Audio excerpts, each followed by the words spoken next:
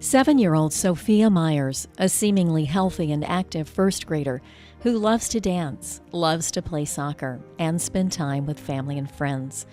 But that picture-perfect life took a tragic turn when what her parents initially thought was the flu turned out to be an inoperable brain tumor. Upon diagnosis, they tell you that even with radiation, the average child lives 9 to 12 months, even at diagnosis. And so, we're praying for a miracle. Praying for a miracle because that's what even the best doctors in the country told them it will take to save little Sophia. Diffuse intrinsic pontine glioma, or DIPG, is a rare brain cancer that attacks about 200 to 400 children in the U.S. each year. I never thought it'd be me. I never thought it'd be my child. There is no cure for DIPG, and children generally live less than a year after diagnosis. Angel and Josh are devastated beyond comprehension. It's like you want to pick her up and carry her to safety. You can't do it. But they are doing everything they can to save her. Sophia is part of a clinical trial at Emory and Children's Healthcare of Atlanta. She has had radiation, is taking an experimental drug, and has recently had a shunt surgically placed in her head for drainage. She is also on steroids that have caused physical and emotional changes that her parents say are almost harder for Sophia to deal with than the illness. And she's like, "Daddy, I'm scared. I'm scared, Daddy, help." And I'm looking, I'm like, "Sophia, everybody gets scared. You're acting normally. I'm scared for you, baby." And you want to tell her the right answers. You don't know what it is. There's no answer. And while they try to be strong for Sophia, the pain is almost too much to bear. It's like the day of diagnosis, it's like a little hole. A little hole forms inside your heart. And then every day this goes on, your child is like slipping away. The hole gets bigger. And if something happens to Sophia, it's like you won't have anything left. And beyond that ever-present pain, the Meyers are frustrated by the limited amount of money they say is spent for research to fight childhood cancers, especially the very rare ones like DIPG.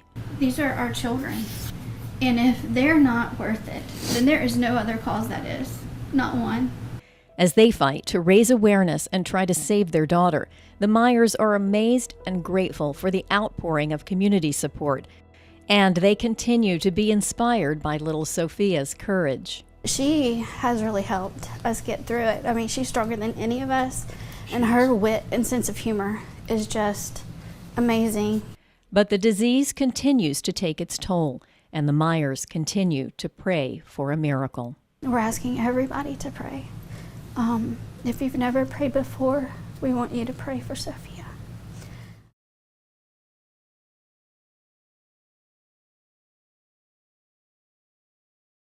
One day I asked my mother, what will I be?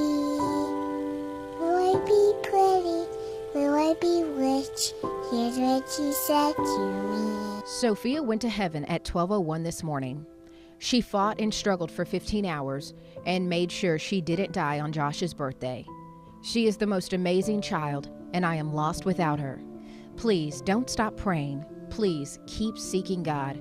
Know how deeply we appreciate how the community has supported us. Those are the words Angel Meyers typed shortly after her daughter Sophia took her last breath. Sophia's journey caught the attention of South Mississippi after she became the third child in Jackson County to be diagnosed with the deadly brain cancer, DIPG. Her parents never shied away from letting the community know how deeply hurt they were, speaking to us through tears several times, even shortly after her diagnosis. A hole forms inside your heart. And then every day this goes on, your child is like slipping away. The hole gets bigger. Angel and Josh Meyers never gave up hope their daughter Sophia would be cured. We're praying for a miracle. Sadly, that miracle never came. 7 months ago, the Meyers found out Sophia had an inoperable brain tumor. She was a typical 7-year-old girl. She played soccer and took dance lessons. At a recent Ocean Springs fundraiser, her dad Josh talked about her love of running. We used to run a lot of races together. she's really fast. I was proud of her. The Meyers had to watch their beautiful baby girl lose her ability to do the things she once loved. Hoping to shrink the tumor, she was part of a clinical trial at Emory and Children's Healthcare of Atlanta. Through it all, Coast residents continued to keep her uplifted, hosting fundraisers and donating proceeds from various events. Every time you turn around, someone's coming over to the house and bringing dinner or stuffed animals for Sophia. So Ocean Springs, they've been a huge help. The whole Gulf Coast they've been amazing. Really the entire country. Many became familiar with Sophia's story through Facebook. A page called Love for Sophia kept everyone following her journey up to date on her illness. Her mother angel would often use the page as somewhat of a diary, sharing intimate details and photos of the uphill battle they were facing. Her goal was always to shine a bright light on the horrible disease that was taking over Sophia's body little by little. We're going to spend the rest of our lives finding out what causes it and getting a cure. Sophia spent her last days surrounded by beauty. After her last stint in the hospital, she was welcomed home to a big surprise. Her backyard and bedroom were transformed into a secret garden thanks to the kindness of strangers.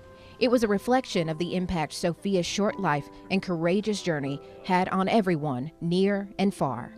The future's not ours to see. Que sera, sera. Bye.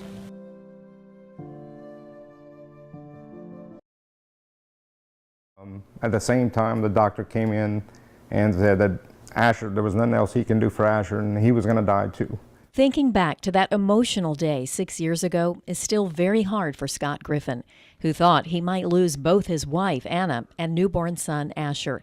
But after a very close call, they both survived. In a matter of like 5-6 minutes, which seemed like an hour, they stopped the bleeding. Today, 6-year-old Asher is thriving, and he stole my heart the second he woke up from a nap to find our camera crew in his den. I'm Asher Griffin. Oh, what a cute boy. What's your name? I'm Karen. Hi, Karen. Hello. This bright, beautiful little boy has come a long way since he arrived in this world. He has had 3 open heart surgeries and 5 heart casts to date. And he's not shy about showing us exactly what he has been through. Yeah, that's my skull. Despite his serious health problems, Asher is full of life, a typical little boy in so many ways. But his battle is far from over. There is no cure for the rare type of congenital heart defect Asher was born with. Tetralogy of Fallot, a condition caused by a combination of 4 heart defects. And because his case is severe, Asher will require multiple surgeries and interventions throughout his life. You have to grieve because your life is different than when you knew it before. We have a special needs child now, so that changes everything. We decide at that point, are we going to become better or are we going to become bitter?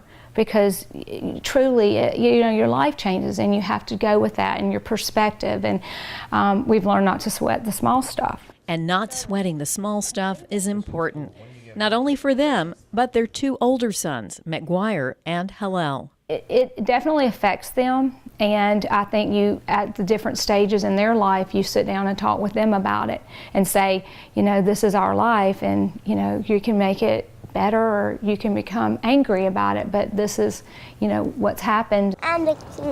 They know it will be a lifelong challenge, but they've learned to take one day at a time, enjoying the special moments and focusing on the positive. And I just try to focus on today and all the milestones. He's really accomplished more than they ever thought he would. He has a brain injury as well from lack of oxygen at birth. Doctors told the Griffins he might never talk or walk, but Asher continues to beat the odds. He gets up in the morning, he's outside. If he could stay outside all day, he will. And he's really a rough player. He likes to get on a trampoline. And while they try to maintain normalcy, they do have to be careful. His most recent open heart surgery was last January, and it was the most difficult to date. It's different because we've done it as a baby, we've done it as a toddler, and now we've done it at 5 years old. It was much more difficult when he had it at 5 because he was aware. He's never been aware before, and that was a game changer for us and for him. All of his major surgeries and procedures are performed at Children's Hospital of Philadelphia. Doctors are hopeful Asher won't need surgery again until he's at least 10 years old. In the meantime, they make time for plenty of family fun. Anna says much of their strength comes from their faith. We just trust that God's got a plan, and we can find purpose in our pain just as we walk through this and trust Him. But that doesn't mean it's not hard, and sometimes the challenges are daunting. Because you don't practice this, you don't get a booklet on how to, have a kid like this. And they say they couldn't do it without the support of family and friends, and most of all, each other. When you don't walk through it alone, it makes a whole lot of difference in how you walk through it. And the joy Asher brings to their lives now makes it easier to handle whatever comes their way in the future. This is a lifelong challenge and a journey, but I trust and believe that Asher will be a better person because of it. We're going to be better people because of it.